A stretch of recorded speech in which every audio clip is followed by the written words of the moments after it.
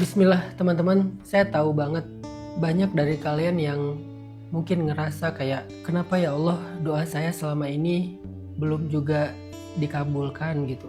Padahal ibadah saya udah lebih baik, saya udah tahajud, saya udah zikir, saya udah tilawah, saya udah istighfar gitu. Bahkan saya udah berbaik sangka kepada Allah, tapi kok doa saya belum diijabah juga, belum dikabulkan juga.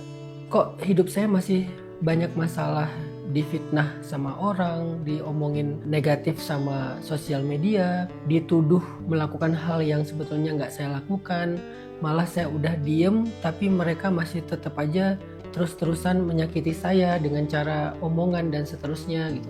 Nah sekarang saya pengen membacakan dulu ya, nanti saya respon beberapa komentar tentang ini yang ada di sosmed saya yang muncul. Misalnya ada yang bilang gini, ya Allah sembuhkanlah penyakit anak hamba, udah sebulan lebih di rumah sakit, nggak tega liatnya ya Allah. Itu pasti berat banget buat orang tua. Ada juga yang ngomen kayak gini, hari ini tepat ultahku yang ke-30 tahun, boleh nggak sih kadonya garis 2 ya Allah gitu. Terus ada juga yang bilang tahun depan udah 27 tahun, kadang kepikiran tuh aku bakal ngerasain jadi pengantin cantik nggak ya gitu. Nikah 3 tahun pejuang garis 2, hari ini aku kalah sama ipar yang nikah baru sebulan yang lalu langsung ngisi.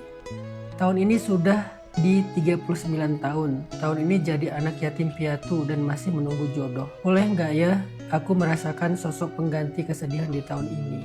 Akhir tahun nanti umurku 29 tahun. Orang tuaku menginginkanku menikah, tapi belum ada seseorang yang tulus dan benar-benar mau hidup bersama aku.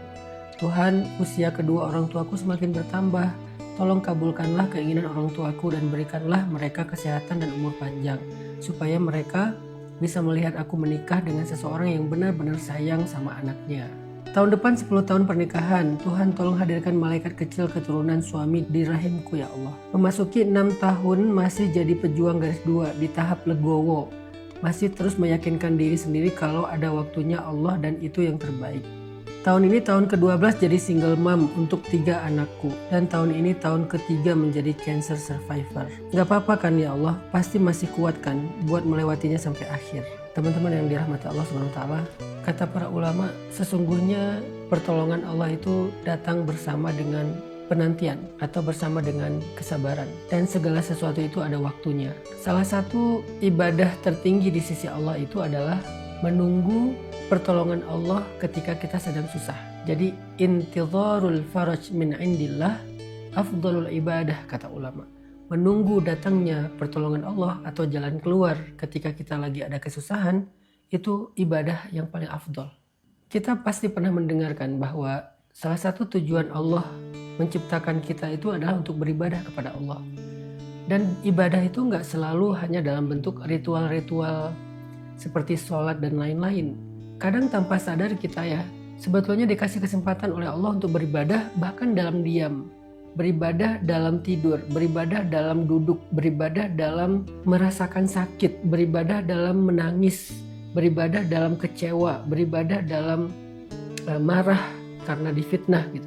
Ibadah seperti apa? Ibadah tadi, yaitu sabar menunggu datangnya keajaiban dari Allah. Kita diam aja dalam ujian, kita tidak berputus asa, kita tidak berkeluh kesah secara berlebihan, itu tuh udah ibadah teman-teman. Bahkan kata ulama afdalul ibadah, ibadah terbaik. Ibadahnya para nabi, ibadahnya Ayub, ibadahnya Musa, ibadahnya Ibrahim, ibadahnya Nabi Muhammad SAW, ibadahnya para solihin. Ibadah mereka itu bukan sekedar ritual, justru ibadah terbaik mereka itu adalah kesabaran menunggu pertolongan Allah ketika dalam kesusahan. Maka buat kalian yang ngerasa kayak doa kalian belum diijabah, sebetulnya bukan gak diijabah. Allah lagi ngasih kalian kesempatan untuk beribadah dengan ibadah terbaik, yaitu menunggu. Tunggulah gitu. Ala inna nasrullahi qarib. Bukankah pertolongan Allah itu sudah dekat? Arti sudah dekat di sini tuh sebentar lagi. Jadi kamu tunggu aja. Bukan gak diijabah, tapi sebentar lagi akan datang. Sebentar lagi di sini Allah lebih tahu rahasianya. Walaupun ujian bukan berarti mudah gitu.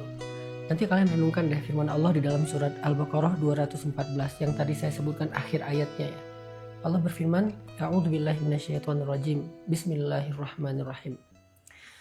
Am hasibtum an tadkhulul jannata wa lamma ya'tikum mathalul ladzina khalaw min qablikum مستهم البأساء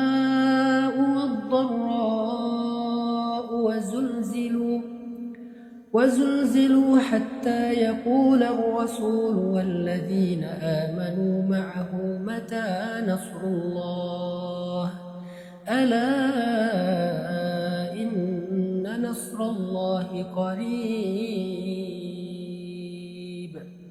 Apakah kalian mengira akan dibiarkan saja atau kalian akan masuk ke dalam surga sementara belum datang kepada kalian ujian-ujian yang pernah datang kepada orang sebelum kalian?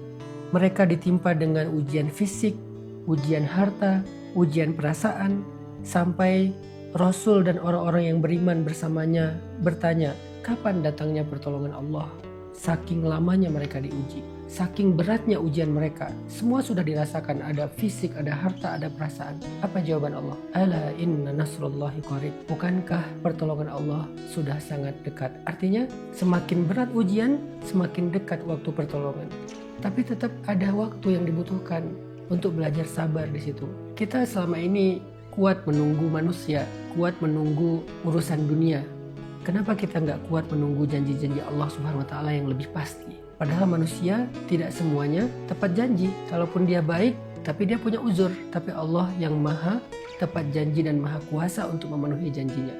Jadi kalau menunggu janji manusianya aja kita sabar, menunggu kebaikan dari manusianya aja kita sabar, apalagi harusnya menunggu janji-janji Allah yang jauh lebih worth it dari janji apapun. Maka teman-teman jangan berkecil hati. Allah cuma minta kalian menunggu, bukan tidak mengijabah doa kalian. Nabi Ayub menunggu 17 tahun. Nabi Yusuf di dalam penjara menunggu 10 tahun sampai terjadi keajaiban, tiba-tiba dibebaskan. Gak ada vonis buat Nabi Yusuf akan 10 tahun. Mungkin dia akan dipenjara seumur hidup, jadi gak ada kepastian kapan dia akan keluar dari penjara. Dia hanya menunggu saja. Setelah 10 tahun baru terjadi keajaiban dengan raja yang bermimpi dan tidak ada yang bisa menafsirkan mimpinya selain Yusuf. Musa menunggu 20 tahun. Ibrahim menunggu 50 tahun sampai dikaruniai Ismail. Zakaria menunggu 50 tahun sampai dikaruniai Yahya. Nuh menunggu 950 tahun sampai Allah menangkan dakwahnya.